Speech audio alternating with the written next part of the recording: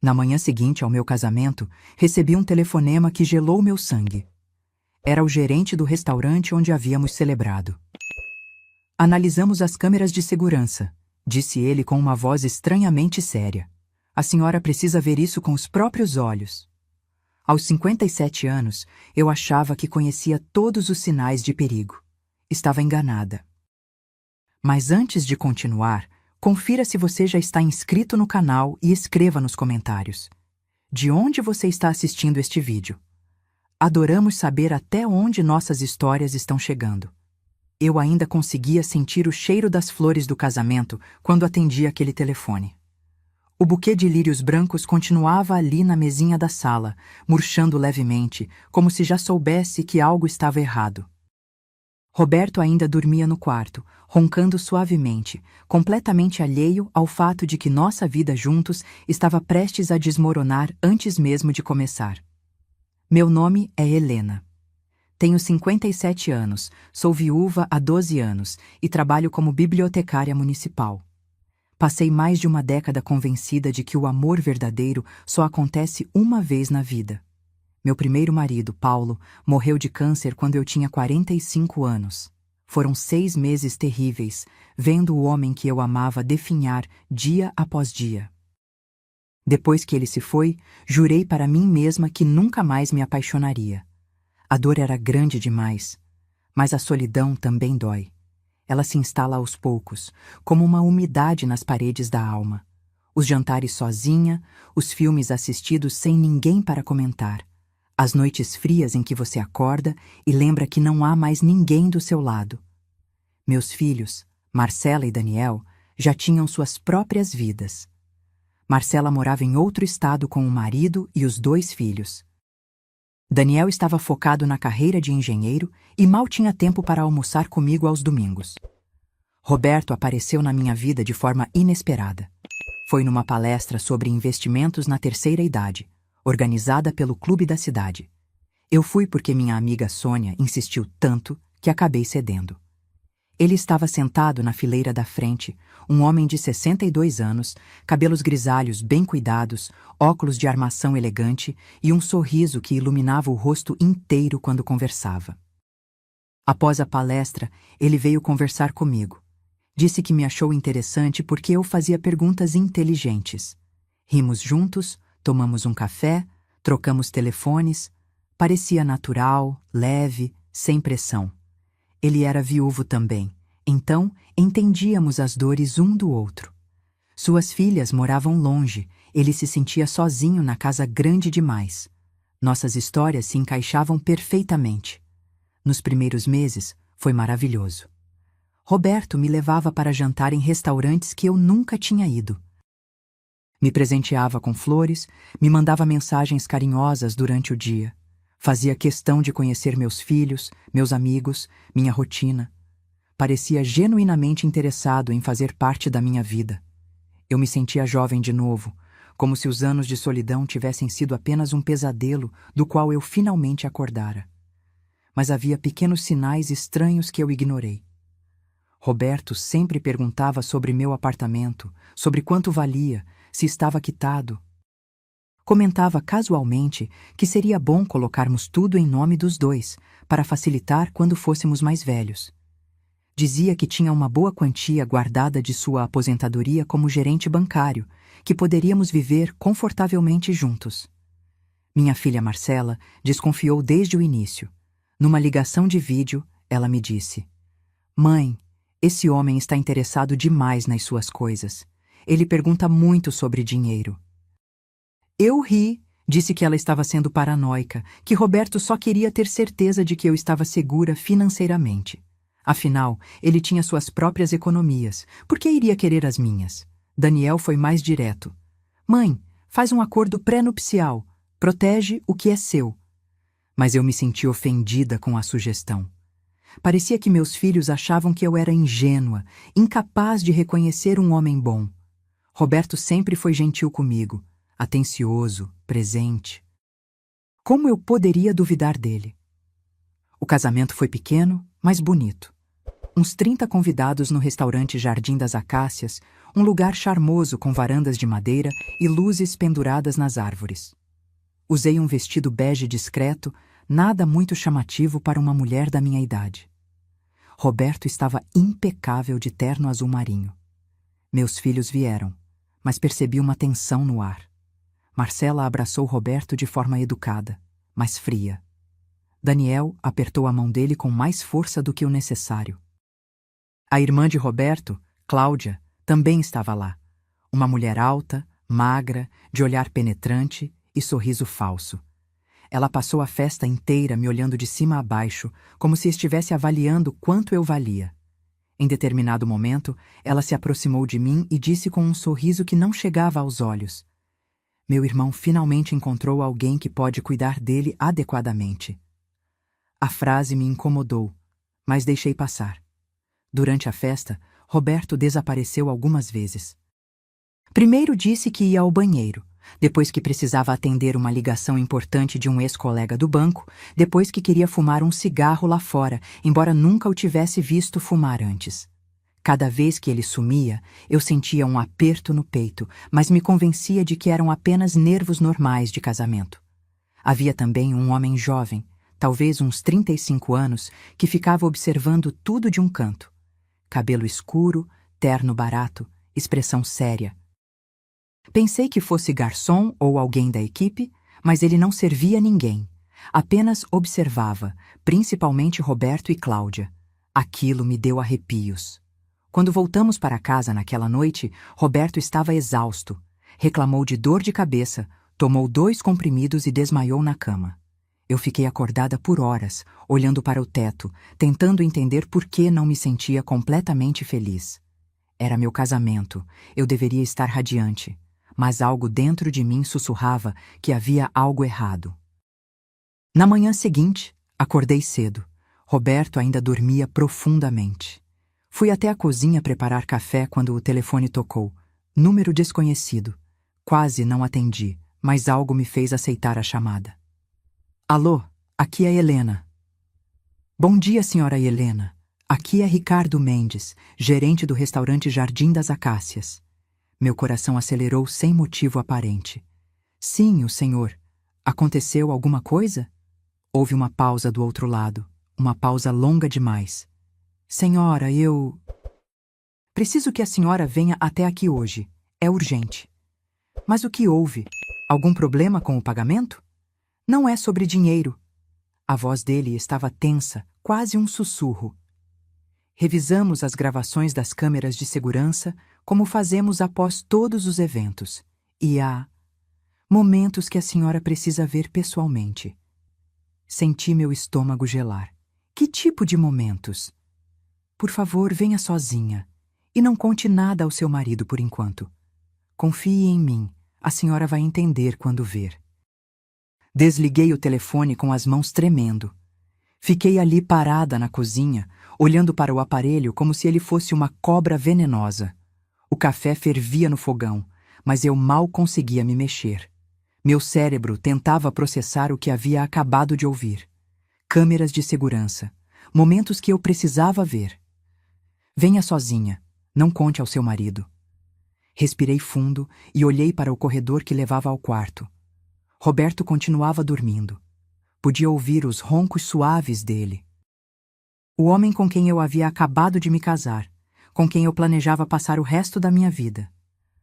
O que poderia ter acontecido nas câmeras que o gerente não queria que eu contasse a ele? Tomei banho rapidamente, vesti uma calça jeans e uma blusa simples. Deixei um bilhete na mesa dizendo que tinha saído para comprar pão e voltaria logo.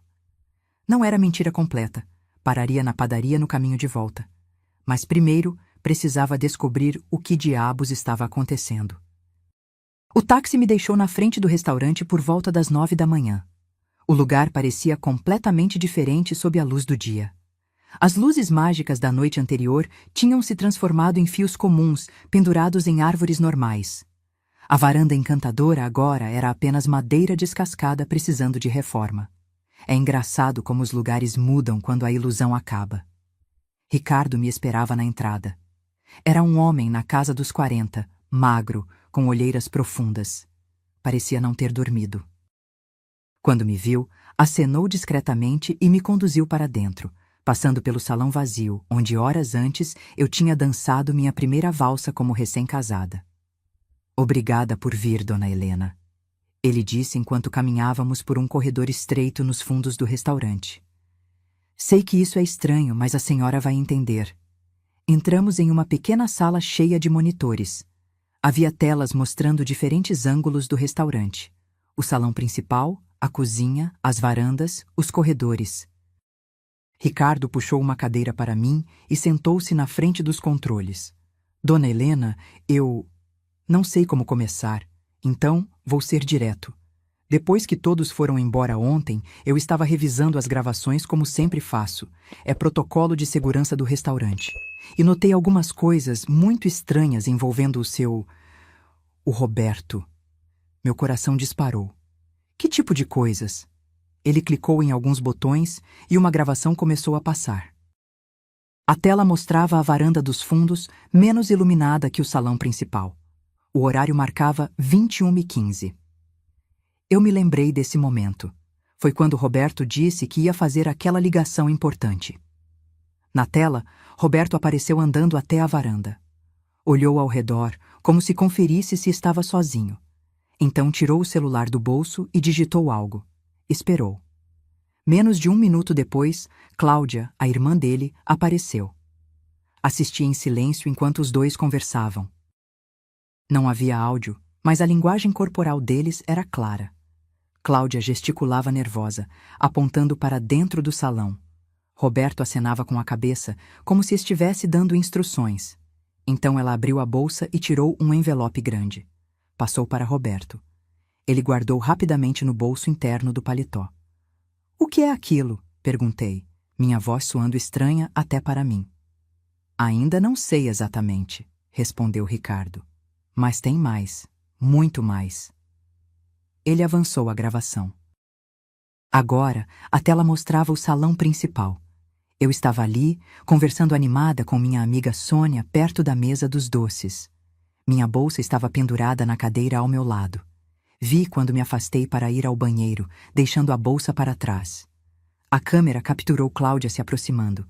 Ela olhou ao redor, conferindo se ninguém prestava atenção. Então, com um movimento rápido e praticado, abriu minha bolsa e colocou algo dentro. Papéis. Um pequeno maço de papéis dobrados. Senti como se tivessem jogado água gelada nas minhas costas. Ela colocou alguma coisa na minha bolsa? Ricardo assentiu gravemente. Sim. E olhe o que acontece em seguida. Roberto apareceu no enquadramento.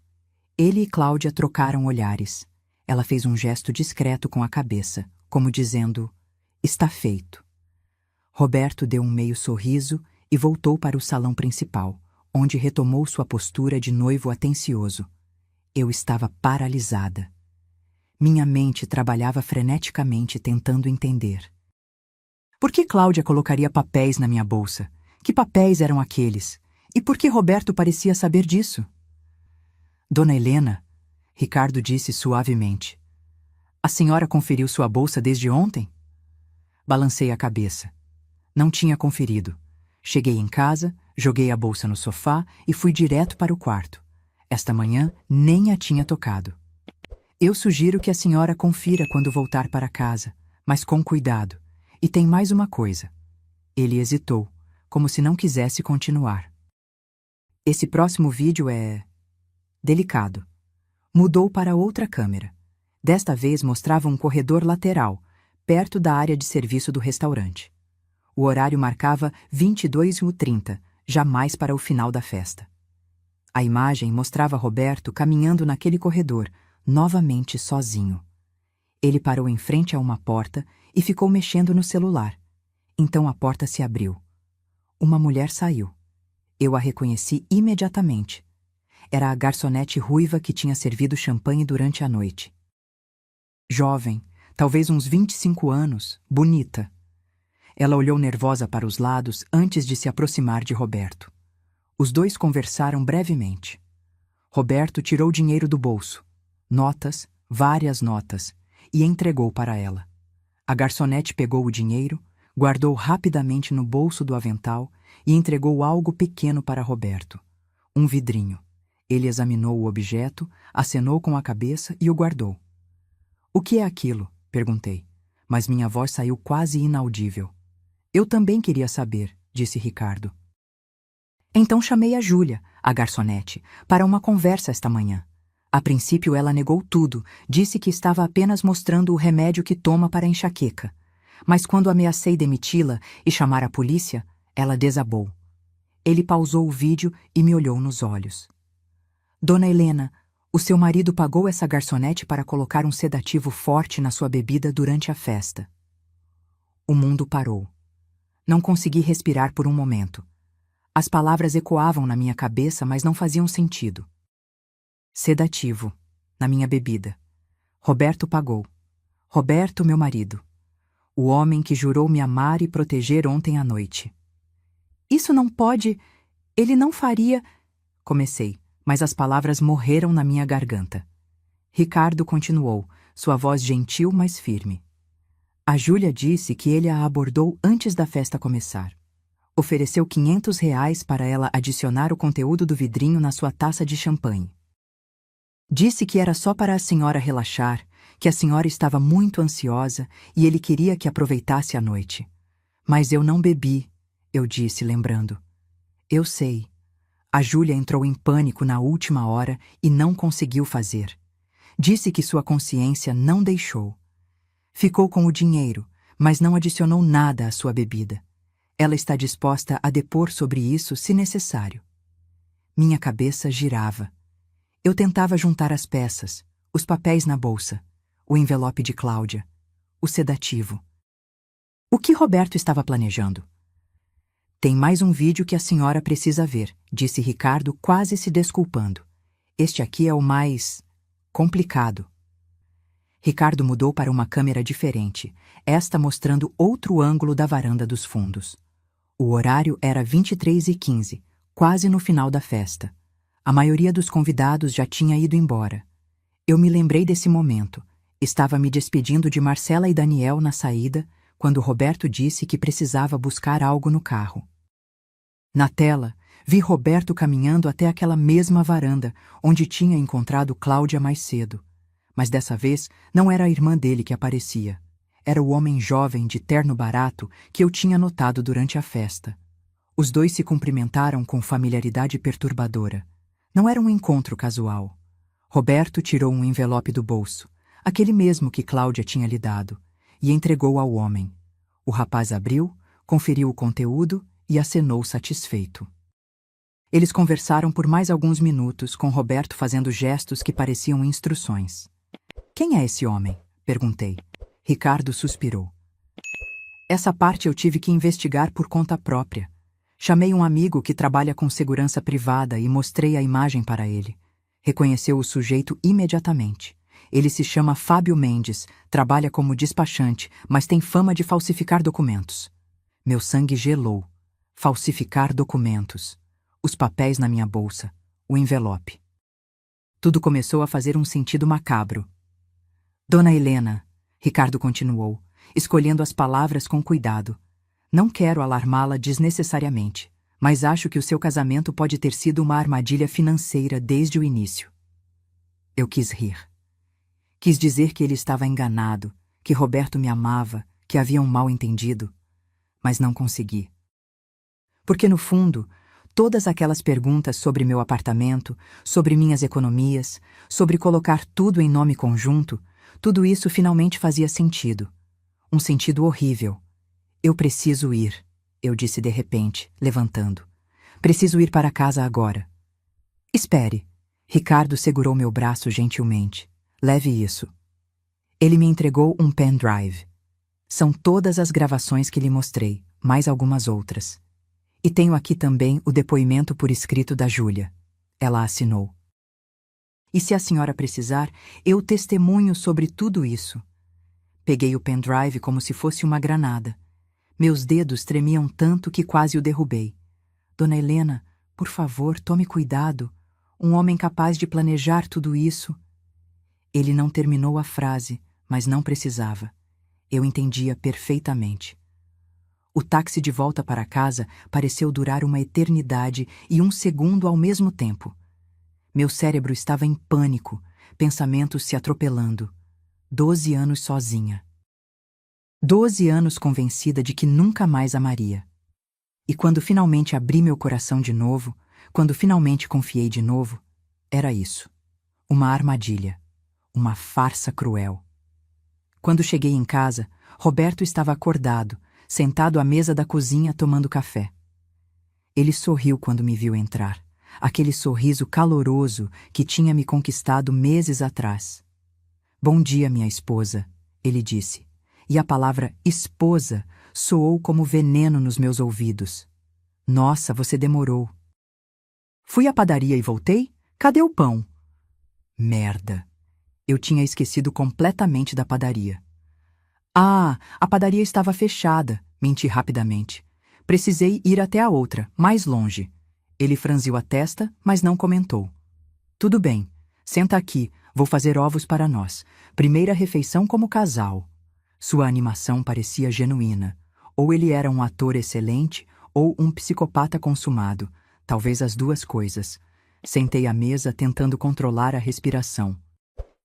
Minha bolsa estava ali no sofá onde eu a tinha deixado ontem. Precisava conferir seu conteúdo, mas não podia fazer isso com Roberto por perto. "Amor", ele disse enquanto quebrava ovos na frigideira. "Estava pensando. Que tal irmos ao cartório hoje mesmo? Podemos começar a organizar a papelada para juntar nossos bens. Facilita tudo, sabe? Principalmente para quando formos mais velhos. Já tenho alguns documentos separados, só precisamos das suas assinaturas." Ali estava, a armadilha se fechando. Ele nem esperou uma semana de casados. Mal passaram 24 horas e ele já estava pressionando por assinaturas. "Roberto", eu disse, forçando minha voz a soar natural. "Eu preciso pensar melhor sobre isso. É um passo grande." Ele se virou da frigideira, espátula na mão, e seu sorriso vacilou. "Pensar? Mas, Helena, somos casados agora. Não há nada para pensar. É só burocracia." "Ainda assim, quero conversar com meus filhos primeiro. Saber a opinião deles." O rosto dele se fechou. "Seus filhos não têm nada a ver com isso. Isso é entre nós dois. Você não confia em mim?" Aquela pergunta. A arma favorita de manipuladores. Questionar sua confiança quando você começa a suspeitar.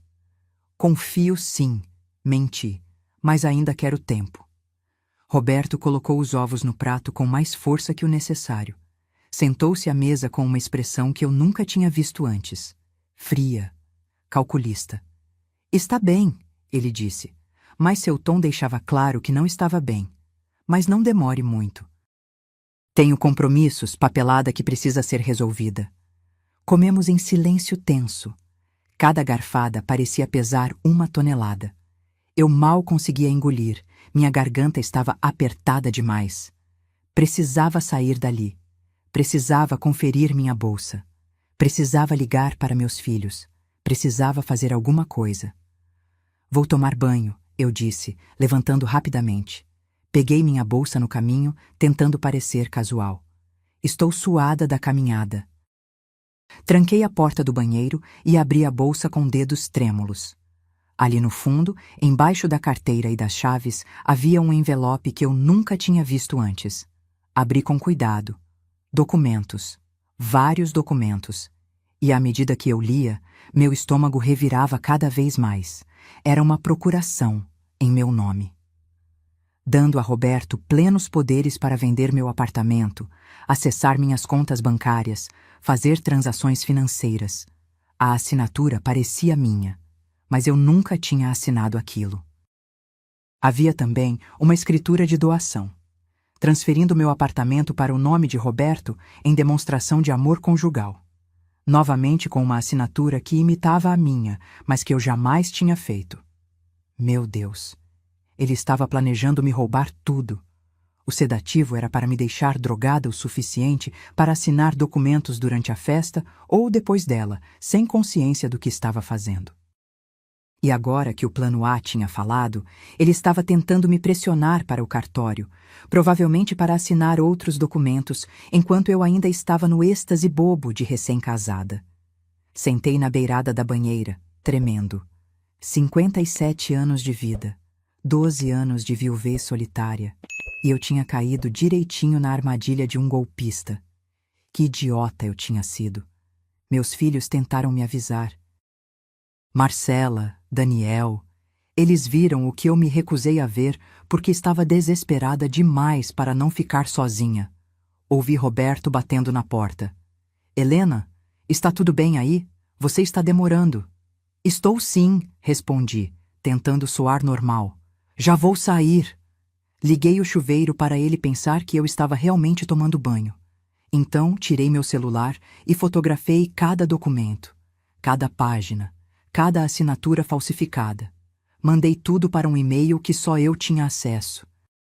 Guardei o pendrive do restaurante no fundo do armário de remédios, embaixo de uma pilha de absorventes, lugar que eu sabia que Roberto jamais fuçaria. Quando saí do banheiro 15 minutos depois, enrolada na toalha, Roberto estava sentado na cama me esperando.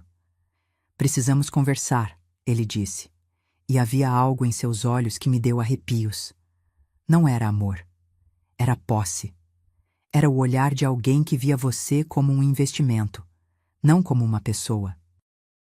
Vesti uma roupa rapidamente enquanto Roberto me observava da cama. O silêncio entre nós era denso, sufocante. Eu precisava agir, mas precisava ser inteligente. Um passo errado e ele poderia perceber que eu sabia de tudo. Sobre o que você quer conversar? Perguntei, tentando soar tranquila enquanto ajeitava o cabelo no espelho. Sobre nós, sobre o futuro. Ele se levantou e veio até mim, colocando as mãos nos meus ombros. Tive que fazer força para não recuar. Helena, eu te amo. Você sabe disso, não sabe? A palavra amor soou tão falsa, vinda da boca dele. Como eu não tinha percebido antes? Como tinha acreditado em cada declaração, em cada promessa? Sei, menti. Então preciso que você confie em mim. Esse negócio de falar com seus filhos, de esperar, isso mostra falta de confiança. Machuca, sabe? Ele apertou meus ombros um pouco mais forte. Somos um casal agora.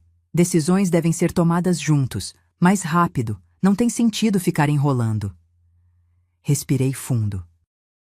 Roberto, só preciso de alguns dias. Não estou dizendo que não vou fazer, só quero ler tudo com calma, entender o que estou assinando. Seu rosto se contorceu em frustração. Por que você tem que ser tão complicada? Minha primeira esposa não era assim, ela confiava em mim completamente. Primeira esposa. Ele raramente falava dela. Tinha dito que ela morreu de causas naturais, um ataque cardíaco súbito. Mas agora, depois de tudo que eu tinha descoberto, uma pergunta terrível começou a se formar na minha mente. E se ela também tinha sido vítima dele? E se ela tinha descoberto algo e... Não. Eu não podia pensar assim. Estava ficando paranoica. Ou estava. Não estou sendo complicada. Estou sendo responsável. Consegui me soltar do aperto dele e fui até a sala. Precisava de espaço. Ele me seguiu. Responsável. Ele repetiu com sarcasmo. Você trabalha numa biblioteca municipal, Helena. Ganha pouco, mora num apartamento pequeno. Eu estou tentando construir um futuro melhor para nós dois, mas parece que você não quer aceitar ajuda. Ali estava, a máscara caindo um pouco mais, o desprezo pelo meu trabalho, pela minha vida. Para ele, eu era apenas uma alvo fácil, uma viúva solitária com um apartamento quitado e algumas economias. Não muito dinheiro, mas o suficiente para alguém sem escrúpulos. Eu aprecio sua preocupação, respondi medindo cada palavra. Mas vou fazer do meu jeito, no meu tempo. Roberto me olhou por um longo momento, então pegou as chaves do carro. Preciso sair. Vou resolver alguns assuntos. Quando eu voltar, espero que você tenha mudado de ideia. Não era um pedido. Era uma ameaça. Assim que ele saiu, corri para trancar a porta. Minhas mãos tremiam tanto que errei a fechadura 3 vezes. Quando finalmente consegui, desabei no sofá e deixei as lágrimas virem. Chorei de raiva, de humilhação, de medo. Como eu tinha sido tão cega, mas não podia ficar assim. Precisava agir. Peguei o celular e liguei para Marcela. Mãe, como está? Como foi a primeira noite de casada?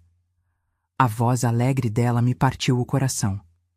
Marcela, preciso falar com você. É urgente. O tom da minha voz deve ter alarmado ela, porque respondeu imediatamente. O que aconteceu? Contei tudo. As câmeras de segurança, os vídeos, o encontro com o falsificador, os documentos plantados na minha bolsa, o sedativo, tudo. Falei sem parar, as palavras se atropelando, e senti um alívio imenso em finalmente compartilhar o peso disso com alguém. Do outro lado da linha, Marcela estava em silêncio. Um silêncio longo e pesado. Mãe, ela finalmente disse, e sua voz estava carregada de lágrimas. Eu sabia que tinha algo errado com esse homem. Por que você não me escutou? Eu sei, fui idiota, fui... Não, mãe, pare. Não foi sua culpa. Ele te manipulou. São pessoas assim. Eles sabem exatamente o que fazer, o que dizer. Ela respirou fundo. Mas agora precisamos te proteger. Você está sozinha aí? Estou. Ele saiu, mas vai voltar. Ótimo. Escuta, vou ligar para o Daniel agora. E você vai ligar para a tia Sônia ou para alguma amiga e pedir para ir na sua casa.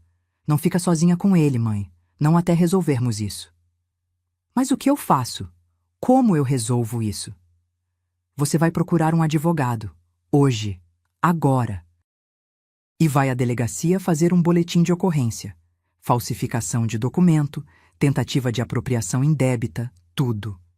E vou te falar uma coisa. Você vai anular esse casamento. Anular.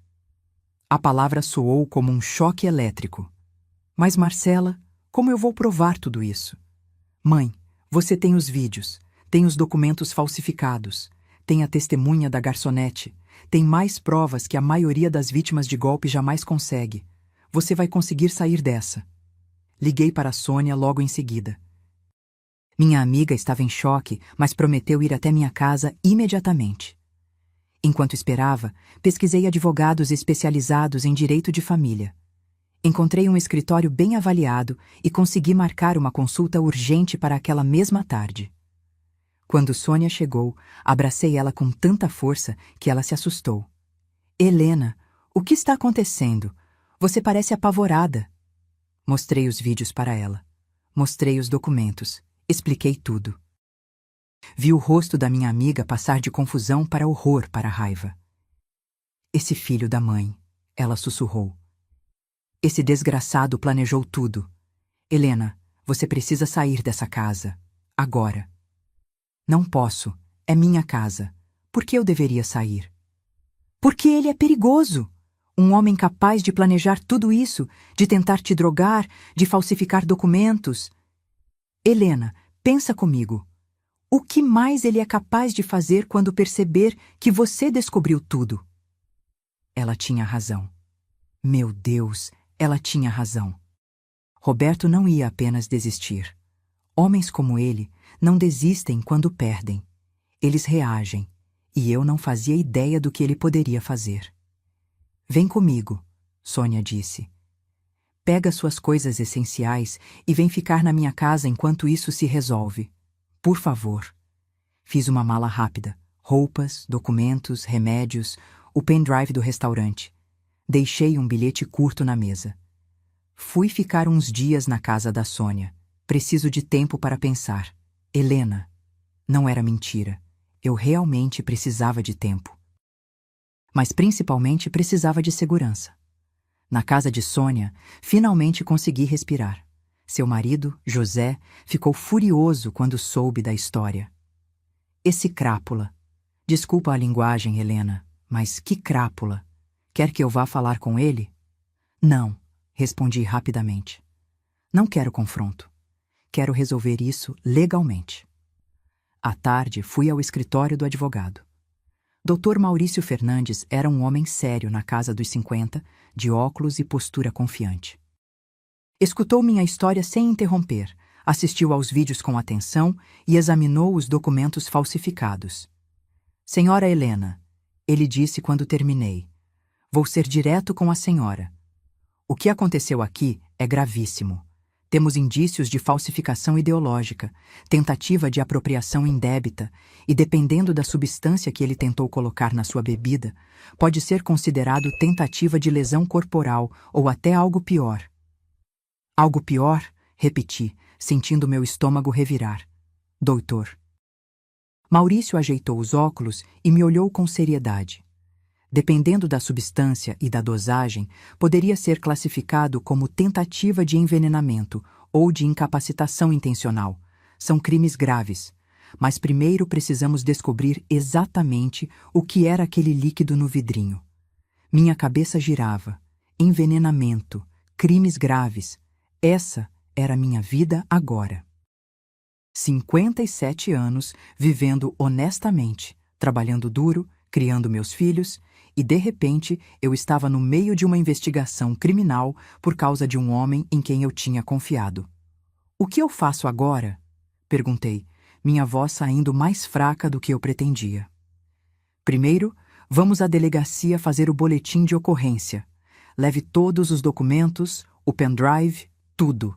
Depois, entraremos com pedido de anulação do casamento por erro essencial quanto à pessoa.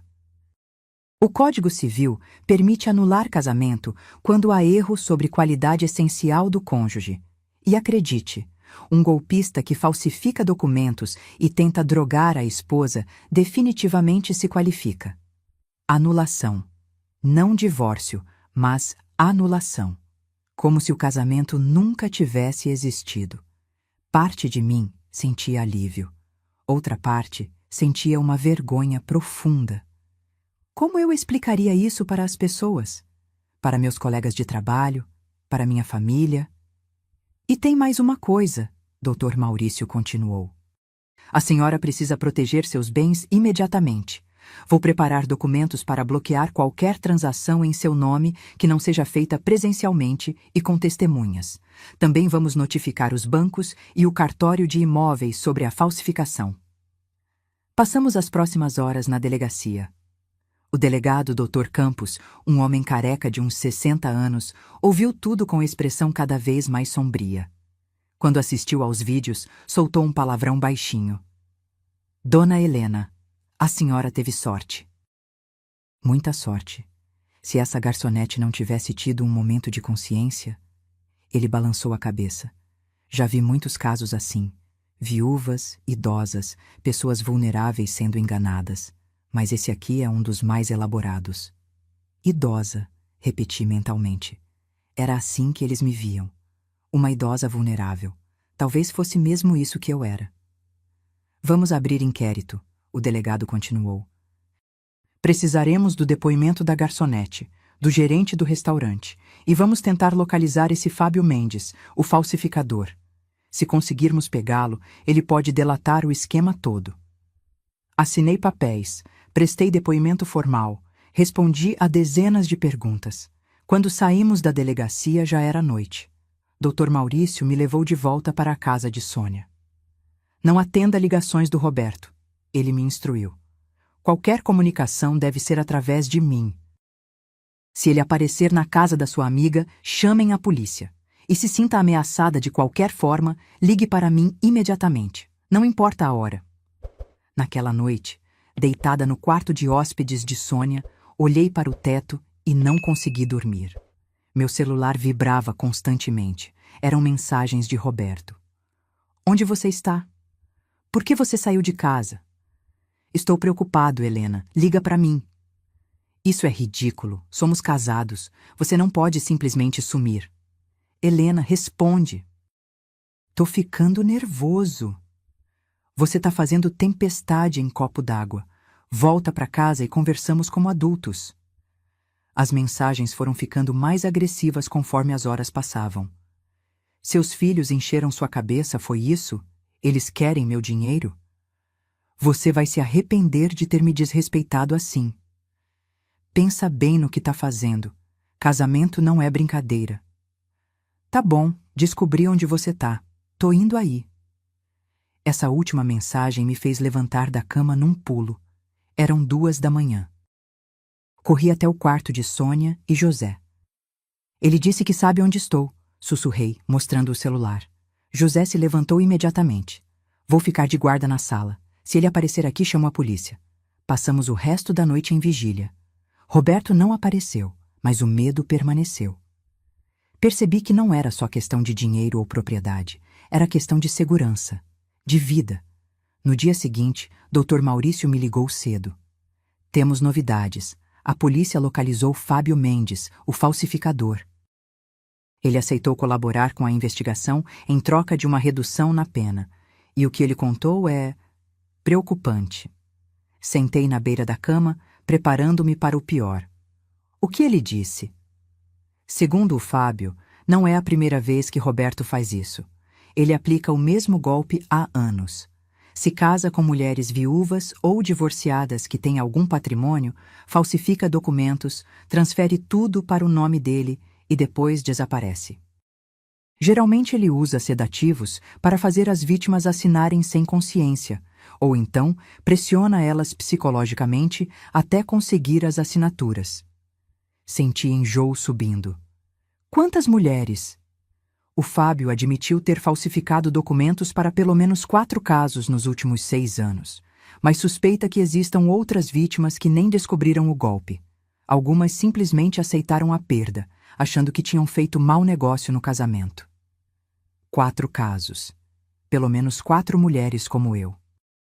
Quantas outras não denunciaram por vergonha? Por medo? Por terem sido convencidas de que era culpa delas? E a primeira esposa dele? Perguntei, aquela dúvida terrível voltando. Aquela que supostamente morreu de ataque cardíaco? Houve uma pausa do outro lado. A polícia vai investigar. Já requisitaram a exumação do corpo. Exumação. Meu Deus! Em que pesadelo eu tinha entrado? Dona Helena, há algo mais que preciso te contar. A polícia vasculhou os bens do Roberto. Ele não tem o dinheiro que dizia ter. Não tem aposentadoria de gerente bancário porque nunca foi gerente. Trabalhou como caixa por alguns anos e foi demitido por desvio de recursos.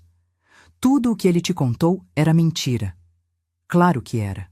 Claro que um homem capaz de planejar um golpe tão elaborado seria capaz de mentir sobre sua própria vida. O Roberto que eu conheci nunca existiu. Era uma personagem, uma máscara, uma isca cuidadosamente construída para pegar mulheres como eu. Nos dias seguintes, a investigação avançou rapidamente. A garçonete, Júlia, prestou depoimento detalhado.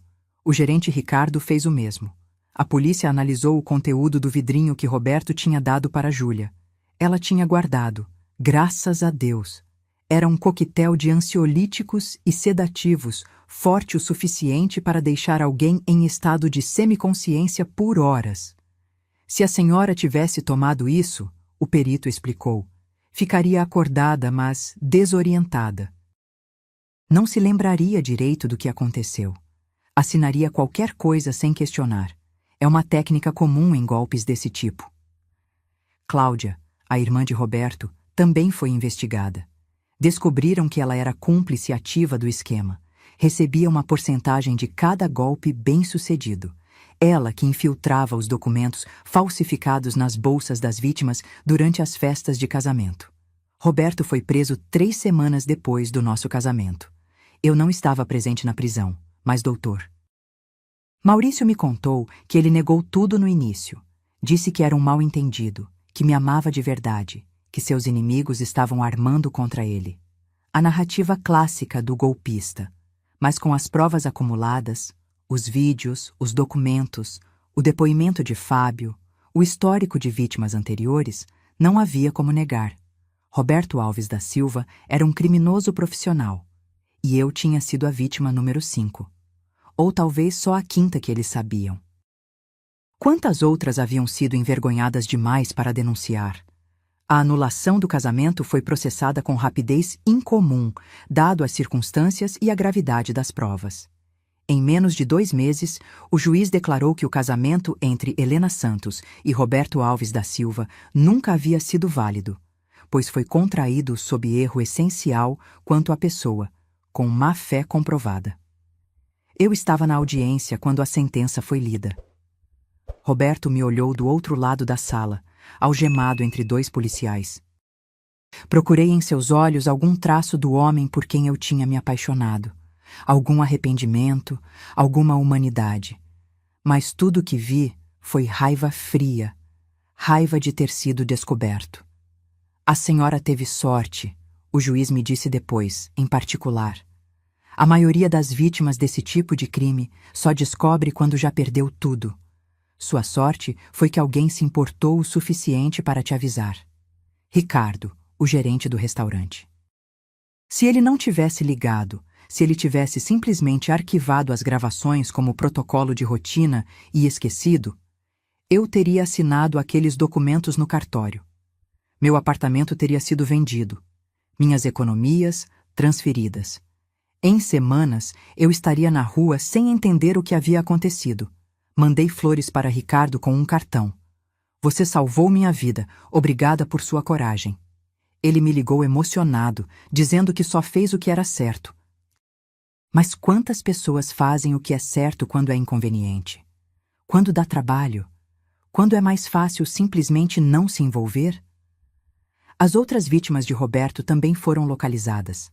4 mulheres, idades entre 52 e 64 anos, todas viúvas ou divorciadas, todas com algum patrimônio. 2 tinham perdido tudo. Uma conseguiu recuperar parte de seus bens através de processo judicial. A 4ª tinha morrido 2 anos atrás. Insuficiência cardíaca súbita, dizia o atestado de óbito. Mas agora, a polícia investigava se havia sido mesmo natural. Encontrei com 2 delas, Vera e Lúcia, num café em Botafogo. Precisávamos conversar, compartilhar nossas histórias, entender que não estávamos sozinhas nessa dor. Ele me disse que me amava. Vera contou, mexendo no café sem beber. Que eu era especial, diferente de todas as outras. E eu acreditei. Meu Deus, como eu acreditei. Lágrimas escorriam pelo seu rosto. Perdi minha casa. A casa onde criei meus filhos. Tive que alugar um apartamento minúsculo porque não sobrou nada. Lúcia segurava a xícara com as 2 mãos, como se precisasse do calor. O pior não foi perder o dinheiro, ela disse baixinho. Foi perder a confiança em mim mesma, nos outros, na possibilidade de ser feliz de novo. Ele me roubou mais do que bens materiais. Roubou minha capacidade de acreditar que eu merecia ser amada. Choramos juntas naquela tarde. 3 mulheres que tinham sido vistas como presas fáceis. 3 mulheres que o mundo julgaria por terem sido tolas o suficiente para acreditar no amor. Como se acreditar no amor fosse um crime. Como se a esperança fosse fraqueza. Não foi nossa culpa, eu disse para elas, e estava dizendo para mim mesma também. Não fizemos nada errado. Ele que fez. Ele e pessoas como ele que se aproveitam da vulnerabilidade alheia. Mas a sociedade não vê assim, vê? Quando a notícia do caso de Roberto saiu nos jornais, li os comentários online. Metade das pessoas sentia pena de nós. A outra metade dizia que tínhamos sido ingênuas, que na nossa idade devíamos saber melhor, que provavelmente estávamos desesperadas demais e isso tinha nublado nosso julgamento. Como se desespero fosse justificativa para ser enganada. Como se solidão fosse um defeito de caráter. Minha terapeuta, a doutora Beatriz, me ajudou muito nesse período. Helena, ela me disse numa sessão, você não foi tola, você foi humana. E ser humano significa ser capaz de confiar, de amar, de acreditar no melhor das pessoas. O problema não está em você ter confiado. O problema está nele ter abusado dessa confiança. Aos poucos, fui reconstruindo minha vida. Voltei para meu apartamento que quase tinha perdido. Troquei as fechaduras, comprei uma câmera de segurança, arrumei tudo do jeito que eu gostava. Cada cantinho daquela casa era meu, construído com meu trabalho, meu suor, minha história. Marcela e Daniel me visitavam mais frequentemente agora. Sentia que nosso relacionamento tinha ficado mais próximo depois de tudo. Eles tinham me visto no meu pior momento e não julgaram. Só me apoiaram. Mãe, Marcela me disse numa tarde de domingo, enquanto tomávamos chá, você é a mulher mais forte que eu conheço. Muita gente no seu lugar teria desistido, mas você lutou, denunciou, salvou outras mulheres de passarem pelo mesmo. Era verdade. Por causa da investigação que começou com meu caso, Roberto não poderia mais aplicar seus golpes. E a conscientização sobre esse tipo de crime aumentou. Eu dei entrevistas para jornais, participei de programas de rádio, alertando outras mulheres sobre os sinais de alerta. Desconfiem de homens que perguntam muito sobre seu patrimônio logo no início, eu dizia, que pressionam por juntar bens muito rápido, que isolam você de familiares e amigos, que têm histórias muito perfeitas sobre seu passado, mas nenhuma prova concreta. Confie nos seus instintos e confie nas pessoas que te amam de verdade, seus filhos, seus amigos, quando eles expressarem preocupação. Também comecei a participar de um grupo de apoio para vítimas de fraude conjugal. Era libertador estar com pessoas que entendiam exatamente o que eu tinha passado. A vergonha, o medo, a raiva, a sensação de ter sido enganada nos níveis mais íntimos. Eu me sinto suja, uma mulher confessou numa reunião. Como se ter dormido com ele, ter acreditado nele, me tornasse cúmplice de alguma forma. Balancei a cabeça. Não, ele manipulou você. Manipulação não é falha da vítima, é crime do perpetrador. Roberto foi condenado a 8 anos de prisão por múltiplos crimes: estelionato, falsificação de documentos, apropriação indébita, tentativa de lesão corporal. Cláudia pegou 5 anos como cúmplice. Fábio, o falsificador, teve pena reduzida para 3 anos por colaborar com a investigação. 8 anos. Parecia pouco para os anos de planejamento, para as vidas destruídas, para o trauma causado. Mas era o que o sistema podia oferecer. A investigação sobre a morte da primeira esposa de Roberto não chegou à conclusão definitiva. O corpo estava muito decomposto para determinar causa exata da morte. Mas havia indícios suspeitos, grandes transferências bancárias da conta dela para a dele dias antes do falecimento, uma procuração assinada enquanto ela estava hospitalizada, que depois se descobriu ser falsa. A família dela entrou com processo civil, tentando recuperar parte dos bens. Pensei muito sobre aquela mulher, cuja nome era Carla. Ela tinha 59 anos quando morreu. Tinha 3 filhos, 7 netos. Havia fotos dela em reportagens antigas. Uma mulher sorridente, cabelos curtos, olhos gentis. Será que ela tinha desconfiado? Será que tinha tentado escapar e não conseguiu? Nunca saberíamos, mas eu tinha escapado. Por pura sorte, por um gerente de restaurante com consciência, por ter amigos e filhos que me apoiaram. E agora tinha a responsabilidade de usar essa segunda chance para algo bom. Comecei a dar palestras em centros comunitários sobre segurança financeira para mulheres mais velhas. Sobre como proteger seus bens, sobre sinais de alerta em relacionamentos, sobre a importância de ter sua própria rede de apoio. Solidão não é emergência, eu dizia. Solidão é desconfortável, mas não é uma crise que justifica se jogar de cabeça em qualquer relacionamento. Tomem seu tempo, conheçam a pessoa, apresentem para sua família. Não assinem nada precipitadamente. E lembrem, alguém que te ama de verdade vai respeitar seu tempo e suas precauções. 6 meses depois da anulação do casamento, recebi uma ligação inesperada. Era uma jornalista de um grande portal de notícias. Dona Helena, estamos fazendo uma reportagem especial sobre golpes conjugais contra mulheres maduras. Seu caso foi um dos que inspirou a matéria. A senhora aceitaria dar uma entrevista? Hesitei. Parte de mim queria esquecer tudo, seguir em frente, não reviver aquela dor publicamente. Mas então pensei em Vera, que perdeu sua casa. Em Lúcia, que perdeu sua confiança. Em Carla, que talvez tenha perdido sua vida. Em quantas outras Helenas, Veras, Lúcias e Carlas existiam por aí, sendo enganadas naquele exato momento? Aceito, respondi. A entrevista foi publicada numa quinta-feira. A repercussão foi imediata e esmagadora. Recebi centenas de mensagens de mulheres me agradecendo por falar abertamente, compartilhando suas próprias histórias, pedindo conselhos. Algumas tinham escapado de situações semelhantes. Outras não tiveram tanta sorte. Uma mensagem em particular me marcou. Era de uma mulher de 61 anos chamada Patrícia. Dona Helena, li sua história hoje e chorei. Estou num relacionamento há 6 meses com um homem que está pressionando muito para juntarmos nossos bens. Ele já sugeriu que eu venda meu apartamento e compremos uma casa maior juntos, tudo no nome dele porque é mais simples assim. Lendo sua história, percebi que todos os sinais de alerta que a senhora mencionou estão presentes no meu relacionamento. Terminei com ele hoje. Obrigada por ter tido coragem de falar. Essa mensagem valia todo o constrangimento da exposição. Eu tinha salvado pelo menos uma pessoa de passar pelo inferno que passei. Na biblioteca onde eu trabalhava, meus colegas foram incrivelmente solidários. Alguns tinham lido a matéria e vieram me abraçar. Você é tão corajosa, Helena, diziam. E eu respondia que não tinha sido corajosa. Tinha sido desesperada, assustada, mas sem escolha a não ser lutar. Mas houve julgamento também.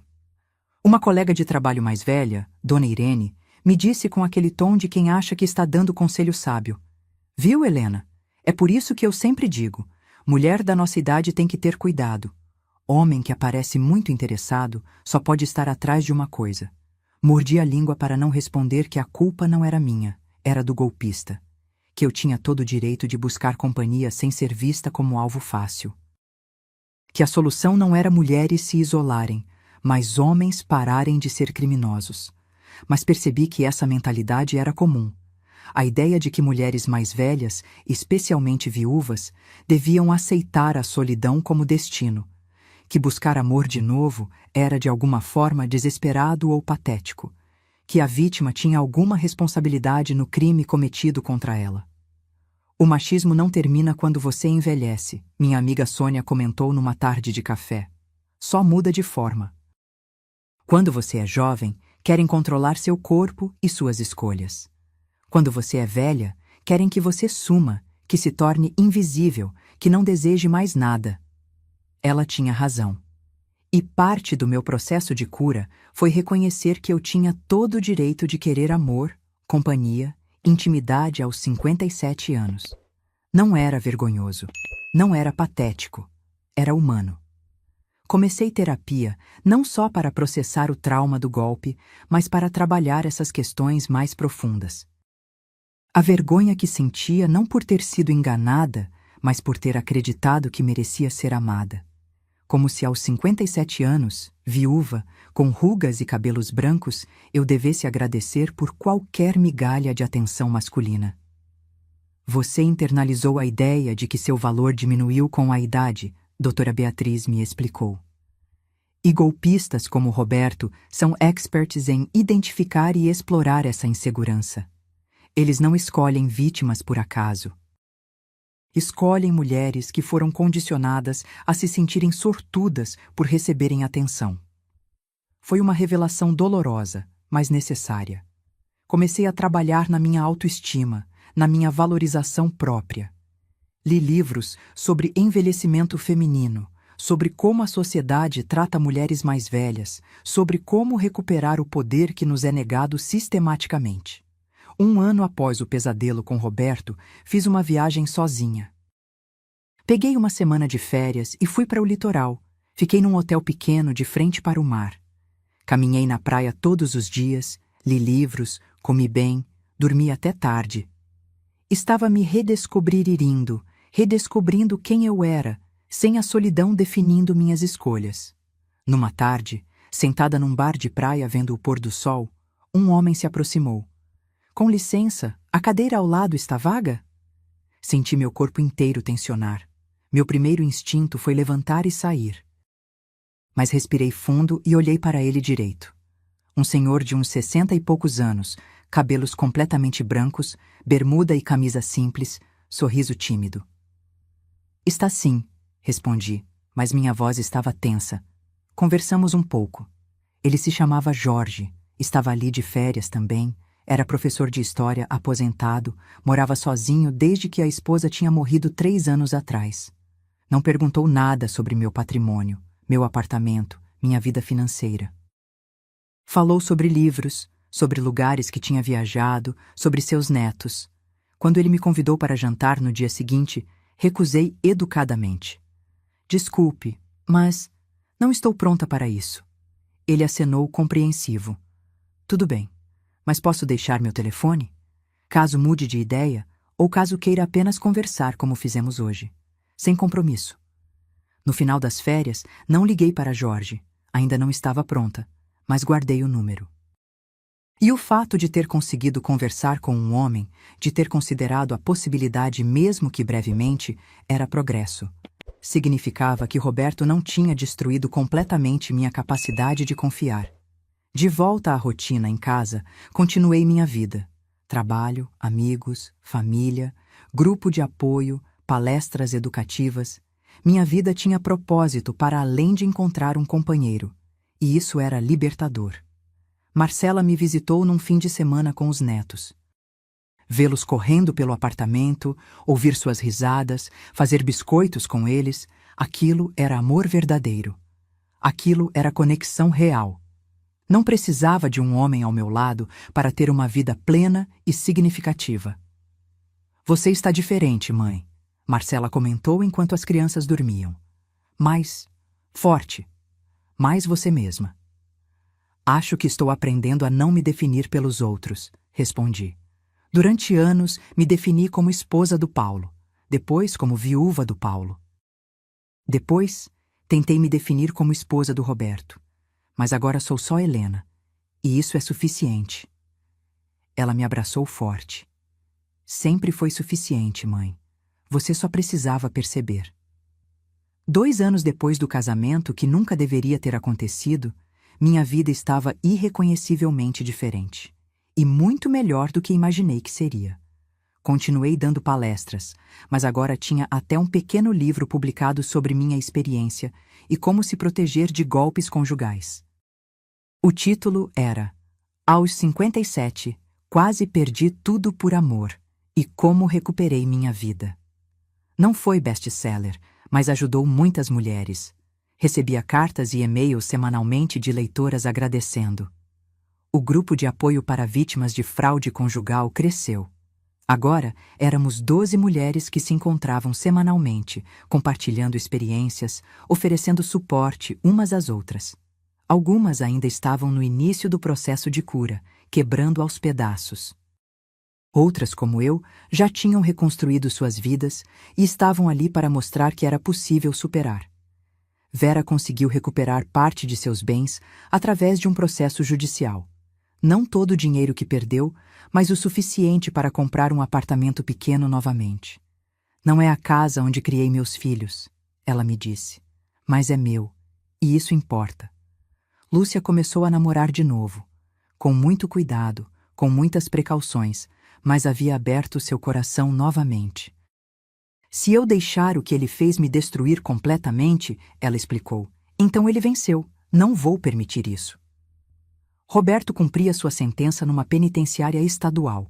Soube por Dr. Maurício que ele tentou redução de pena por bom comportamento, mas foi negada. Cláudia, sua irmã cúmplice, havia saído após cumprir metade da pena em regime semiaberto. Ouvi dizer que mudou de cidade, de nome, tentando recomeçar. Espero que genuinamente tenha mudado. Mas não era meu problema mais. Eu tinha escolhido não carregar raiva. Não por ele merecer meu perdão, mas porque eu merecia paz. Raiva é um veneno que envenenar quem a carrega, não quem a causou. E eu já tinha perdido muito tempo e energia com Roberto. Não ia dar mais nada para ele, nem mesmo minha raiva. Meu apartamento estava exatamente como eu queria. Pintei as paredes de cores claras, comprei plantas novas, coloquei fotos de verdade nas paredes. Meus filhos, meus netos, Paulo, porque ele foi amor verdadeiro e merecia ser lembrado. Meus amigos, minhas viagens. Cada canto tinha minha energia, minha história. Comecei a viajar mais. Pequenas viagens com Sônia, às vezes sozinha. Conheci Salvador, Gramado, Campos do Jordão. Em cada lugar, comprava um ímã de geladeira como lembrança. Minha geladeira estava cheia deles, um registro visual de uma vida sendo vivida plenamente. E Jorge, o homem do bar de praia? Liguei para ele 8 meses depois daquele encontro. Conversamos ao telefone por semanas antes de concordar em nos encontrar para um café. Foi estranho, nervoso, mas bom. Descobri que ele também tinha sido vítima de um golpe anos atrás, não conjugal, mas financeiro. Também tinha suas cicatrizes, seus medos. Não nos apressamos. Encontros casuais para café, caminhadas no parque, ida ao cinema. Conheci seus filhos, ele conheceu os meus. Marcela o investigou completamente. Conferiu onde ele trabalhava, perguntou de vizinhos, até pagou uma verificação de antecedentes. E eu deixei. Porque desta vez, precaução não era paranoia, era sabedoria. Você tem todo o direito de ser cuidadosa, Jorge me disse quando contei sobre Roberto. Não me ofendo, entendo perfeitamente. Essa compreensão, esse respeito pelos meus limites e traumas, significava mais do que qualquer declaração de amor apressada. Era assim que amor verdadeiro se parecia, paciente, respeitoso, sem pressão. Ainda não morávamos juntos. Talvez nunca moraríamos. E estava tudo bem. Ele tinha sua casa, eu tinha meu apartamento. Nos visitávamos, fazíamos coisas juntos, mas mantínhamos nossa independência. E era exatamente o que eu precisava. Na biblioteca, fui promovida a coordenadora do setor de referência. Mais responsabilidade, melhor salário. Finalmente senti que minha vida profissional também estava progredindo, mesmo aos 59 anos. Quem disse que crescimento tem prazo de validade? Numa manhã de domingo, enquanto tomava café sozinha no meu apartamento que quase perdi, olhei pela janela e lembrei daquela ligação. Analisamos as câmeras de segurança. Você precisa ver com seus próprios olhos. Se Ricardo não tivesse ligado, onde eu estaria hoje?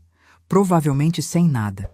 Sem casa, sem economias, talvez até sem vida se Roberto tivesse escalado sua violência quando descobrisse que eu suspeitava.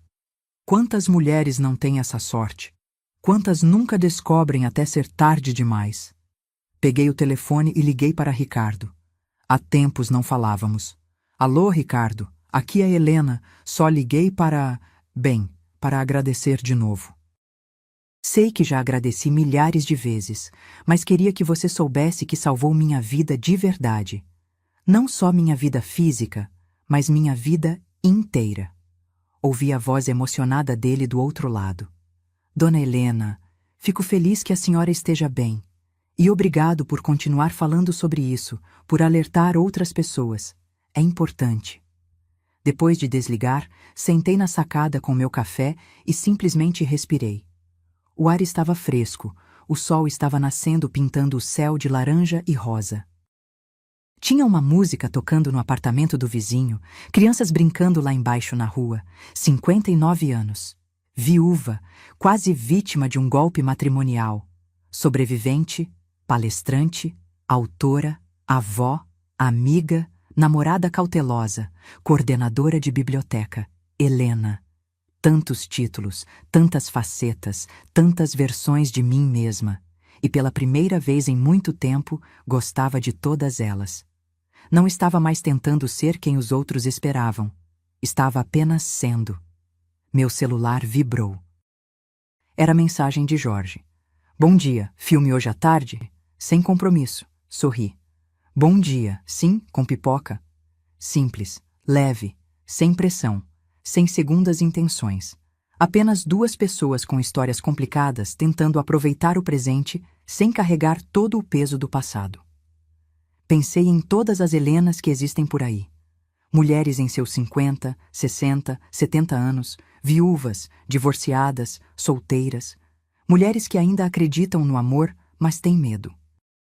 Mulheres que foram ensinadas que seu valor diminui com cada ano que passa. Mulheres que enfrentam solidão, mas também temem companhia, porque não sabem mais em quem confiar. Para todas elas, eu queria dizer: você merece amor, mas você também merece precaução. As 2 coisas não são contraditórias. Você merece ser feliz, mas você também merece ser segura. Confie nos seus instintos. Ouça seus amigos e família quando expressarem preocupação. Não assine nada precipitadamente. Proteja o que é seu. E lembre, estar sozinha é melhor do que estar com alguém que te vê como alvo, não como parceira. Voltei para dentro, coloquei uma música que gostava e comecei a arrumar a casa para receber meus netos mais tarde. Vida simples, vida boa, vida minha. Roberto tinha tentado me roubar tudo. Meu apartamento, meu dinheiro, minha confiança, minha vida. Mas não conseguiu.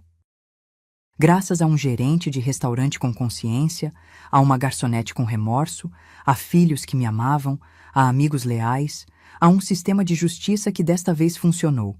E, acima de tudo, graças à minha própria força que nem sabia que tinha. Olhei para o anel que tinha usado por exatas 24 horas. Estava guardado numa gaveta junto com a certidão de anulação. De vez em quando olhava para eles, não como lembrete de dor, mas como lembretes de sobrevivência. De que passei pelo fogo e não fui consumida. A vida depois dos 50 não era fim. Era recomeço, era liberdade. Era descobrir que você é mais forte do que jamais imaginou. Era aprender que estar sozinha não é solidão quando você gosta da própria companhia. Era entender que amor verdadeiro não aprecia, não pressiona, não manipula. Aos 59 anos, eu finalmente tinha aprendido a lição mais importante. Eu era suficiente. Sozinha ou acompanhada, com muito ou com pouco, jovem ou velha, eu sempre fui suficiente. E você que está lendo ou ouvindo isso, querida, você também é. Agora, se você gostou dessa história, clica em se inscrever e me diz nos comentários qual parte te deixou de queixo caído. E não esqueça de se tornar membro para ter acesso a vídeos exclusivos que não posto aqui. Te espero lá.